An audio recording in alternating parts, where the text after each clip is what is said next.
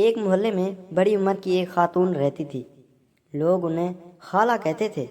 خالہ موٹے شیشو کی اینک لگاتی تھی اور ہر وقت پان کھاتی رہتی تھی۔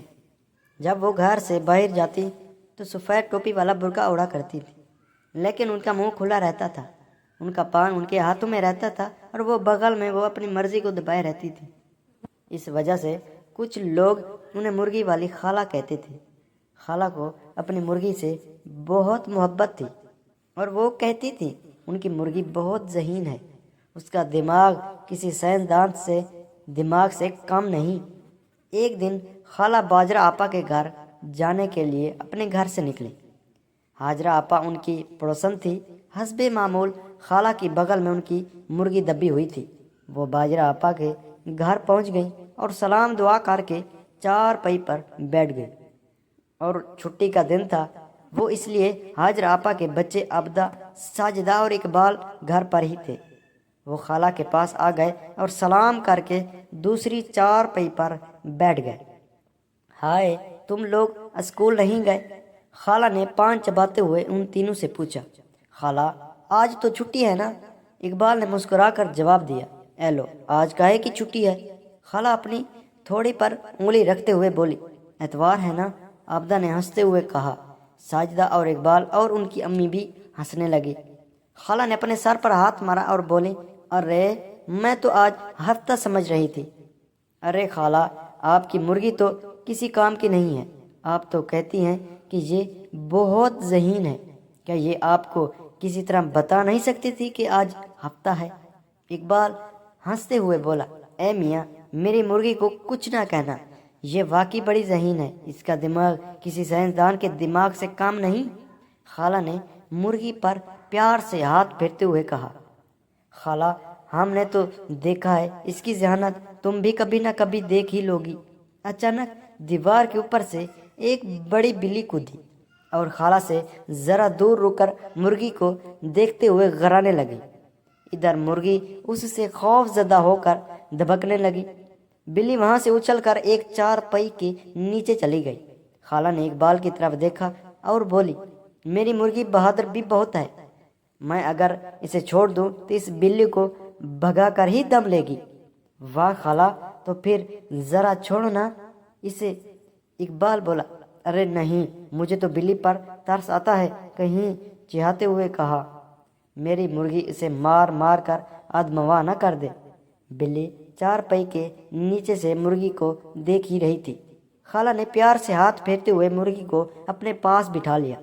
مرغی نے مرغی کو آزاد دیکھا تو تیزی سے چارپائی کے نیچے سے نکلی اور ایک ہی چھلانگ میں خالہ کی چارپائی پر پہنچ گئی۔ مرغی نے بلی کو اتنے قریب دیکھا تو کوں کوں کرتی اور پھر پھڑاتی ایک جانب بھاگی اور چارپائی سے اتر گئی۔ بلی اس کے پیچھے لپکی۔ خالہ اس صورت میں حال سے پریشان ہو کر چیخنے لگی، آئے ہائے اقبال میاں، ذرا میری مرغی کی جان تو بچاؤ نا اس بدبخت بلی سے۔ جی اچھا خالہ، کہہ کر اقبال اٹھا اور تیزی سے بلی اور مرغی کی طرف بھاگا۔ اس نے بلی کو بھگانے کے لیے آوازیں بھی نکالیں، لیکن بلی پر کوئی اثر نہ ہوا۔ اب صورت حال تھی کہ سب سے آگے مرغی تھی، اس کے پیچھے بلی اور اس کے پیچھے اقبال دوڑ رہا تھا۔ خالہ اپنی جگہ پر حیران و پریشان بیٹھی تھی، لیکن ان سے برداشت نہ ہوا تو وہ بھی اٹھی اور بلی کی طرف چل پڑی۔ ساتھ ہی وہ بول رہی تھی، ارے کم بخت، چھوڑ دے میری مرغی کا پیچھا، ارے کیا دشمنی ہے تیری اس سے، بھاگ جہاں۔ یہاں سے کچھ دیر کی بھاگ دوڑ کے بعد اقبال رک گیا اور خالہ سے بولا، خالہ میں تو پریشان ہو گیا ہوں، اب آپ اپنی مرضی سے کہو کہ کوئی ذہانت دکھائے۔ اے میاں، اس سے بولنے کا موقع ہی کہاں مل رہا ہے۔ خالہ نے اپنی اینک سنبھالتے ہوئے کہا۔ خالہ زور سے آوازیں دے رہی تھی۔ آواز تو چلی جائے گی، بلی کے کانوں میں اقبال نے کہا۔ ہاں خالہ، اقبال ٹھیک کہہ رہا ہے، عابدہ نے ان کے پاس آتے ہوئے کہا۔ تم لوگ ٹھیک کہتے ہو، میں ایسا ہی کرتی تھی، خالہ بولی اور انہیں بلند آواز میں مرغی سے کہا، اے میری پیاری اور ذہین مرغی، کوئی ایسا کارنامہ کر کہ بلی سے تیری جان چھوٹ جائے۔ خالہ، آپ تو کہتی ہیں کہ کسی سائنسدان کی طرح ذہین ہے، اب ذرا اس سے کہیں نہ کہ اپنی ذہانت دکھائے۔ ساجدہ نے خالہ سے کہا۔ اس کی بات پر خالہ کو تھوڑا غصہ آ گیا اور بولے، تم کیا سمجھتے ہو کہ میں جھوٹ بولتی ہوں؟ اب تم دیکھنا اس کی ذہانت اور اس کا کارنامہ، وہی تو دیکھنا ہے خالہ۔ ساجدہ نے انہیں مزید غصہ دلاتے ہوئے کہا، ٹھیک ہے تو پھر دیکھنا بھی، خالہ بولی، اور پھر وہ مرغی اور بلی کی طرف متوجہ ہو گئی جو اب تک ایک دوسرے کے پیچھے بھاگ رہی تھیں۔ خالہ نے پھر بلند آواز میں مرغی سے کہا، ارے او میری پیاری مرغی، اب کوئی ایسا کارنامہ کر کہ تاکہ فخر سے میرا سر بلند ہو سکے۔ مرغی کوں کوں کرتی اور اچھلتی کودتی بھاگ رہی تھی۔ بلی اس کے تعاقب میں تھی۔ وہ دونوں تیزی سے خالہ کے پاس سے گزر میں تو خالہ ان سے جان بچانے کی خاطر اچھل کر چارپائی پر چڑھ گئیں۔ سب لوگ ان کی اس حرکت پر جب ہنسنے لگے۔ خالہ کو بہت غصہ آیا لیکن وہ برداشت کر گئیں۔ انہیں یہ احساس بھی ہوا کہ اس طرح چارپائی پر چڑھ جانے کی وجہ سے سب لوگ ان پر ہنس رہے ہیں۔ وہ چارپائی کے نیچے اتر آئیں۔ ایک بار پھر مرغی اور بلی ان کی طرف آنے لگی تو خالہ چارپائی کی دوسری جانب آ گئی، لیکن انہوں نے سوچا کہ اب کوئی پکا بندوبست ہونا چاہیے۔ انہوں نے چارپائی پر کھڑی کر لی اور اپنی اینک درست کرتے ہوئے مرغی اور بلی کی طرف دیکھا جو اب بھی ایک دوسرے کے تعاقب میں تھی۔ سب لوگ خالہ کی حالت اور مرغی اور بلی کی بھاگ دوڑ پر ہنس رہے تھے، جس کی وجہ سے خالہ غصے میں تلملا رہی تھی۔ ارے خالہ، بھی مرغی تو دوڑے جا رہی ہے، اس نے تو کوئی کارنامہ ابھی تک نہیں دکھایا۔ اقبال نے خالہ کو چڑھانے کے لیے ہنستے ہوئے یہ کہا، کوئی ایسا کارنامہ جس سے تمہارا سر فخر سے بلند ہو جائے۔ ساجدہ بھی ہنستے ہوئے بولی، کیا خالہ مرغی سے کہا ہے کہ کوئی کارنامہ دکھائے؟ بالکل کسی ذہین سائنسدان کی طرح۔ اب تک شاید تمہاری آواز اس کے کانوں میں نہیں گئی ہے۔ عابدہ نے بھی کسی سے پیچھے نہ رہنا مناسب سمجھی اور بلند آوازے میں خالہ سے بولی۔ ادھر خالہ کے مارے غصے کا برا حال ہو رہا تھا۔ انہوں نے اقبال، ساجدہ اور عابدہ کی طرف دیکھا اور کہا، تم لوگ فکر نہ کرو، یہ ضرور کوئی نہ کوئی کارنامہ کرے جس سے آپ کا سر فخر سے بلند ہو جائے گا۔ اقبال نے یہ ہنستے ہوئے کہا اور خالہ تلملا کر رہ گئی۔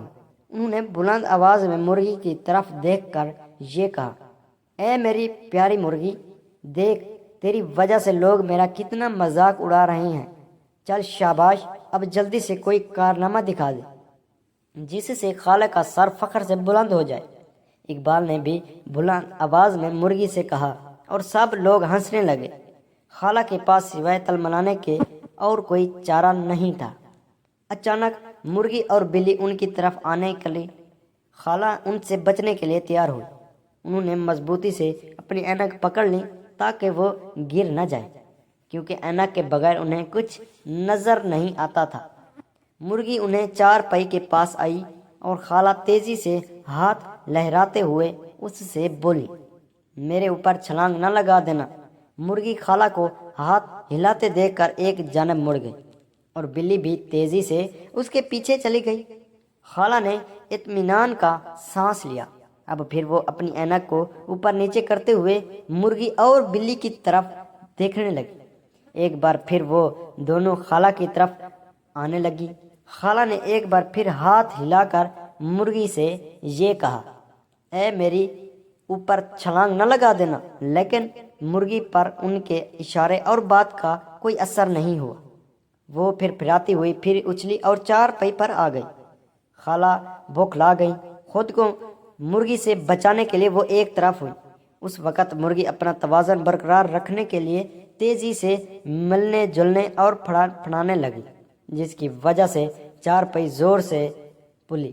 خالہ نے چارپائی پر سنبھالا چاہا لیکن ان کا توازن برقرار نہ رہ سکا اور وہ گر پڑی۔ ہلتی ہوئی چارپائی مرغی کے زور سے ملنے کی وجہ سے ان پر گر گئی۔ خالہ کا پان بھی ان کے ہاتھوں سے ایک زوردار آواز کے ساتھ زمین پر گر گیا تھا، جس کی وجہ سے بلی بھاگ کر گھر سے نکل گئی۔ اب خالہ چارپائی کے نیچے ہائے ہائے کر رہی تھی اور مرغی چارپائی کے اوپر بیٹھی ہوئی تھی۔ اقبال نے چارپائی کو تھوڑا سا اٹھایا اور خالہ سے بولا، بھائی واہ خالہ، مزہ آ گیا، کیا خوب کارنامہ کیا ہے۔ مرغی نے آپ کا سر فخر سے بلند کر دیا ہے، واقعی کسی سائنسدان سے کم نہیں ہے ان کی مرغی۔ عابدہ نے یہ کہا۔ سب لوگ زور زور سے ہنسنے لگے اور خالہ ہائے ہائے کرتی ہوئی چارپائی کے نیچے سے نکل گئی۔